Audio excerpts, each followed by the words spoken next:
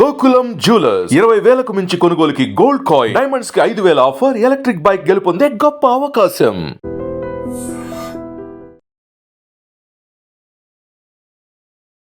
భారత్ పాకిస్తాన్ మధ్య ఒక యుద్ధ వాతావరణం నడుస్తున్న టైంలోనే ఇప్పుడు ఎవరైతే గవర్నమెంట్ కి సంబంధించిన ఉద్యోగస్తుల లీవ్స్ నే పూర్తిగా క్యాన్సిల్ చేసినటువంటి పరిస్థితి. అట్లాంటిది ఆర్మీ అట్లాగే మన రక్షణ వ్యవస్థలో ఉన్నటువంటి అందరి లీవ్స్ ని కూడా క్యాన్సిల్ చేసిన పరిస్థితి.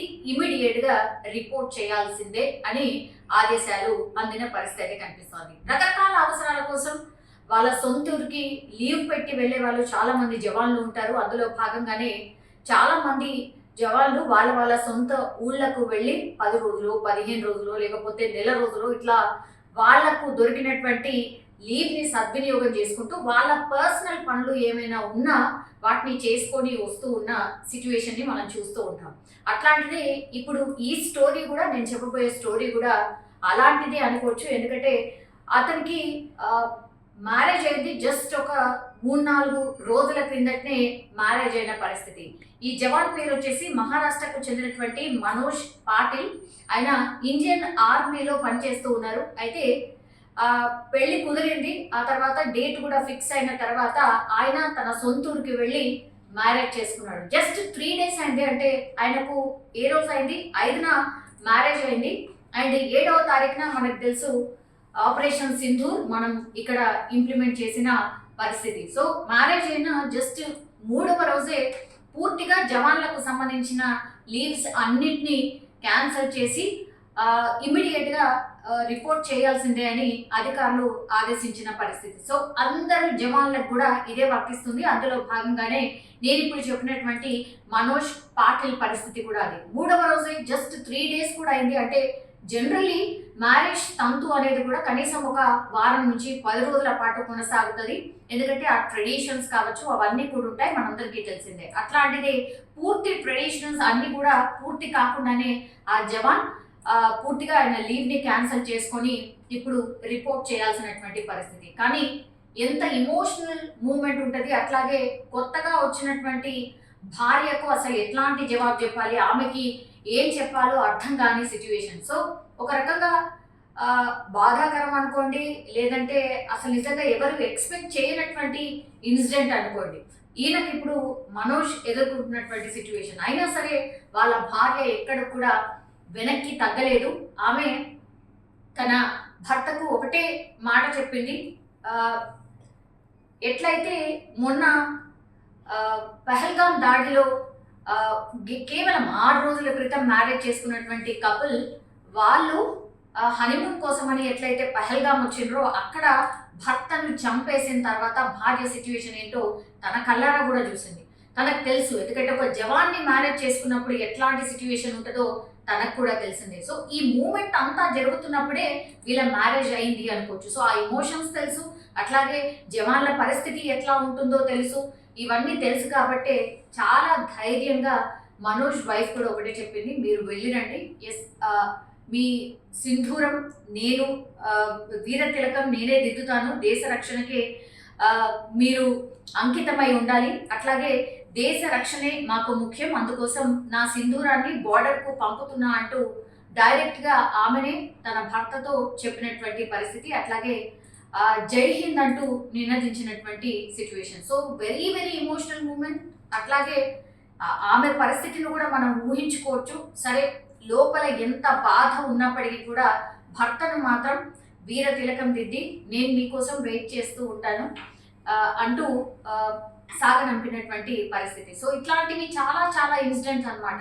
కొన్ని అయితే సోషల్ మీడియాలో ఎంత వైరల్గా మారిపోయినాయి అంటే చాలా మంది తమ పర్సనల్ అవసరాల కోసం ఎప్పుడైతే వాళ్ళు వెళ్ళిండ్రో వాళ్ళ లీవ్స్ అన్ని క్యాన్సిల్ చేసుకున్నారు. వాళ్ళ అమ్మలు కావచ్చు, అక్క చెల్లెళ్ళు కావచ్చు, ట్రైన్ దగ్గర వస్తూ బస్ దగ్గర వస్తూ ఎట్లా ఏడుస్తున్నారు. అట్లాగే వీర తిలకం దిద్ది పూలమాలలు వేసి పాకిస్తాన్ కి బుద్ధి చెప్పిరా, పాకిస్తాన్ పూర్తిగా మట్టు పెట్టాల్సిందే, వాళ్ళకు ఒక లెసన్ నేర్పించాల్సిందే అంటూ వీర తిలకం దిద్దుతూనే ఇంకోవైపు ఇమోషనల్ గా ఏడుస్తూ క్షేమంగా తిరిగిరా బిడ్డ అని, క్షేమంగా తిరిగిరా అన్న, క్షేమంగా తిరిగిరా తమ్ముడా అంటూ కూడా సాగనంపుతున్న పరిస్థితి అయితే కనిపిస్తోంది.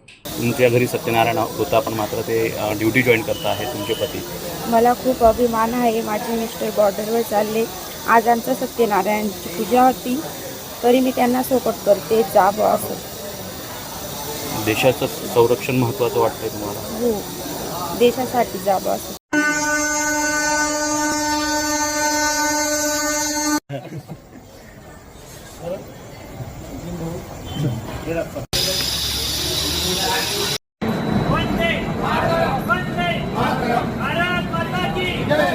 तुमच्या घरी सत्यनारायण होता पण मात्र ते ड्युटी जॉईन करत आहे तुमचे पती. मला खूप अभिमान आहे. माझे मिस्टर बॉर्डरवर चालले. आज आमचं सत्यनारायणची पूजा होती तरी मी त्यांना सपोर्ट करते. जावं असं. देशाचं संरक्षण महत्त्वाचं वाटतंय तुम्हाला? हो, देशासाठी जावं असं. काय सांगणार आहात तुम्ही? काहीच नाही. ठीक.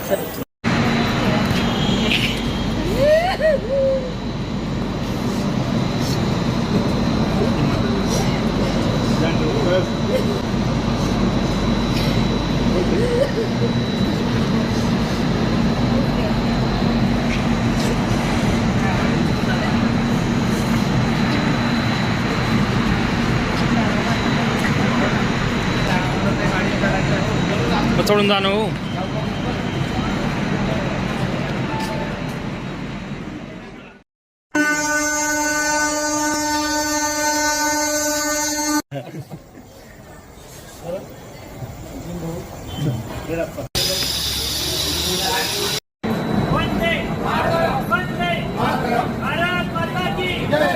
तुमच्या घरी सत्यनारायण होता पण मात्र ते ड्युटी जॉईन करत आहे तुमचे पती. मला खूप अभिमान आहे. माझे मिस्टर बॉर्डरवर चालले. आज आमचं सत्यनारायणची पूजा होती तरी मी त्यांना सपोर्ट करते. जावं असं. देशाचं संरक्षण महत्त्वाचं वाटतंय तुम्हाला? हो, देशासाठी जावं असं. काय सांगणार आहात तुम्ही? काहीच नाही. ठीक.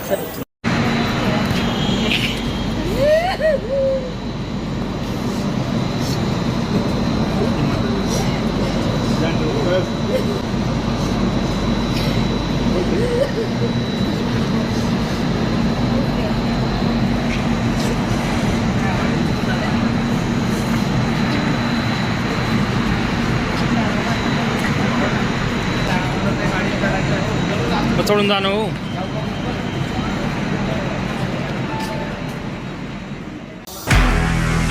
నిజంగా ప్రస్తుతం ఉన్నటువంటి సమాజం దేనికి ప్రయారిటీ ఇస్తుంది? ఆర్థిక సంబంధాల చుట్టూ మాత్రమే తిరుగుతోంది. మళ్ళీ ఎన్నికలంగానే చాలా విరక్తి కలుగుతున్నాం. మంచి అనిపిస్తుంది కదా, లేడీస్ కూడా ఛాలెంజింగ్ జాబ్స్ చేసినప్పుడు చాలా బాగుంటది. ట్రాఫిక్ అసిస్టెంట్స్ గా నియమించిన ట్రాన్స్జెండర్స్ అందరితో సాల్యూట్ చేయించుకుంటున్నారు. ఫుడ్ డెలివరీ ఇవ్వటానికి వెళ్ళినటువంటి డెలివరీ బాయ్ అనిల్ పై కళ్ళ ముందు పెళ్ళండి